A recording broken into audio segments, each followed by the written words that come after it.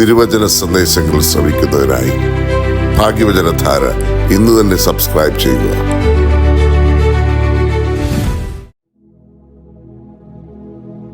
ദൈവ തിരുനാമത്തിന് മഹത്വം ഉണ്ടായിരിക്കട്ടെ.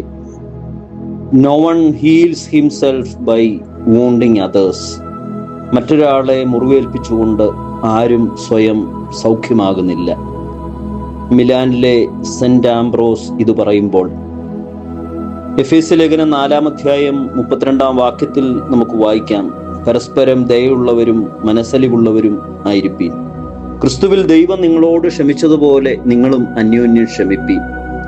മനുഷ്യജീവിതത്തിലെ ഏറ്റവും വലിയ വിരോധാഭാസം സ്വന്തം വേദനയ്ക്ക് ആശ്വാസം തേടുവാൻ മറ്റുള്ളവരെ വേദനിപ്പിക്കുന്ന രീതി. എന്നാൽ വിശുദ്ധ ആംബ്രോസ് സൂചിപ്പിക്കുന്നത് മറ്റൊരാളെ മുറിവേൽപ്പിച്ചുകൊണ്ട് സ്വന്തം ഹൃദയത്തിലെ മുറിവുകൾ ഒരിക്കലും സുഖപ്പെടില്ല എന്ന യാഥാർത്ഥ്യമാണ്. യഥാർത്ഥ സൗഖ്യം പ്രതികാരത്തിലല്ല, ക്ഷമയിലും സ്നേഹത്തിലുമാണ് എന്ന് നാം മനസ്സിലാക്കണം. ഒന്നാമതായി, revenge multiplies wounds, forgiveness heals them. പ്രതികാരം മുറിവുകൾ വർദ്ധിപ്പിക്കും, ക്ഷമ മുറിവുകൾ സൗഖ്യമാക്കും. റോമർക്ക് എഴുതിയ ലേഖനം 12-ാം അധ്യായം 17-ാം വാക്യം, തിന്മയ്ക്ക് പകരം തിന്മ ചെയ്യരുത്, സമാധാനം പാലിപ്പീൻ.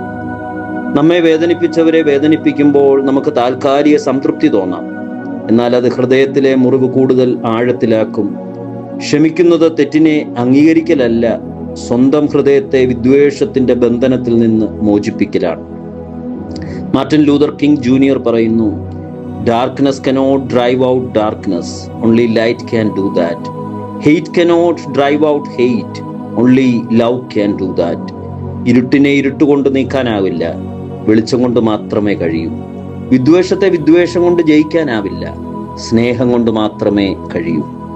2, a true Christian understands the wounds of others. മറ്റുള്ളവരുടെ മുറിവുകൾ മനസ്സിലാക്കുന്നവനാണ് യഥാർത്ഥ ക്രിസ്ത്യാനി.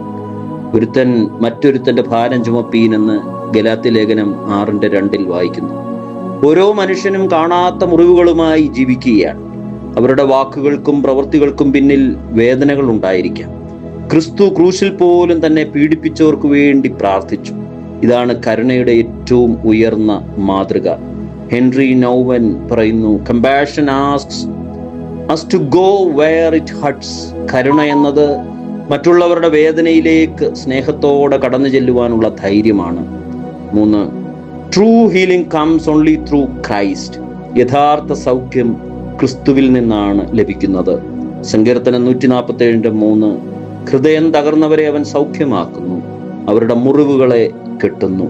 നമ്മുടെ ഹൃദയത്തിലെ മുറിവുകൾ മനുഷ്യർ മുഴുവൻ മാറ്റിത്തരാൻ കഴിയുകയില്ല. ക്രിസ്തുവിന്റെ സ്നേഹവും കൃപയും മാത്രമാണ് ആഴത്തിലുള്ള ആത്മീയ സൗഖ്യം നൽകുന്നത്. അതിനാൽ മറ്റുള്ളവരെ വേദനിപ്പിക്കുന്നതിന് പകരം നമ്മുടെ മുറിവുകളുമായി കർത്താവിന്റെ സന്നിധിയിലേക്ക് വരുമ്പോൾ അത് സൗഖ്യമാക്കും. അവൻ നമ്മുടെ മുറിവുകൾക്കായി ക്രൂശിലേറി. C.S. ലൂയിസ് എഴുതുന്നു, God whispers to us in our pleasures, speaks in our consciousness, but shouts in our pains. നമ്മുടെ സന്തോഷങ്ങളിൽ ദൈവം പതുക്കെ സംസാരിക്കുന്നു, മനസാക്ഷിയിൽ വ്യക്തമായി അവൻ സംസാരിക്കുന്നുണ്ട്. എന്നാൽ നമ്മുടെ വേദനകളിൽ അവൻ ഉച്ചത്തിൽ നമ്മളെ വിളിക്കുന്നുണ്ട് അവന്റെ അടുക്കലേക്ക് വരുവാനായിട്ട്. മറ്റുള്ളവരെ മുറിവേൽപ്പിക്കുന്ന വാക്കുകൾ നമ്മുടെ ആത്മാവിനെയും മുറിവേൽപ്പിക്കുന്നു.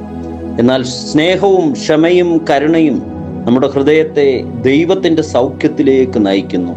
ക്രിസ്തുവിനെ പോലെ ജീവിക്കുക എന്നത് മറ്റുള്ളവരുടെ മുറിവുകൾ കൂട്ടുക അല്ല, അവയെ സുഖപ്പെടുത്തുന്ന ഉപകരണമായി മാറുക എന്നുള്ളതാണ്. സമാധാനമുണ്ടാക്കുന്നവർ ഭാഗ്യവാന്മാർ, അവർ ദൈവത്തിന്റെ പുത്രന്മാർ എന്ന് വിളിക്കപ്പെടും. മത്തായി ശ്ലീഹായുടെ സുവിശേഷം 5-ാം അധ്യായം 9-ാം വാക്യം. ദൈവം നിങ്ങളെ അനുഗ്രഹിക്കട്ടെ.